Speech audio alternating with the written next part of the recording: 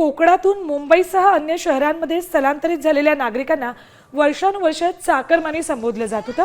मात्र हा शब्द अवमानकारक असल्यानं तो हटवून त्याऐवजी कोकणवासी असा शब्द वापरावा असे स्पष्ट निर्देश उपमुख्यमंत्री अजित पवार यांनी प्रशासनाला दिलेत। लवकरच याविषयीचं परिपत्रक काढणार आहे। चाकरमानी हा शब्द चाकर म्हणजे सेवक आणि मानी म्हणजे मानणारा यांच्या संयोगातून तयार झालाय। यालाच कोकणवासियांच्या काही संघटनांनी आक्षेप घेतलाय।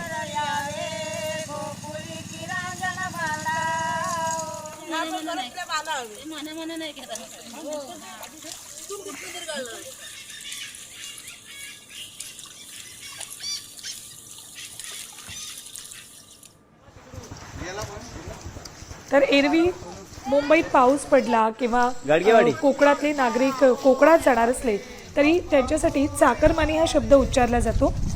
मात्र या शब्दाला कोकणातल्या काही संघटनांनी आक्षेप घेतलेला आहे। हा अवमानकारक शब्द आहे असं त्यांचं म्हणणं होतं। त्यामुळे या शब्दाऐवजी आता कोकणवासी असा शब्द वापरावा असे आदेश उपमुख्यमंत्री अजित पवार यांनी दिलेत। लवकरच याबाबतचं परिपत्रक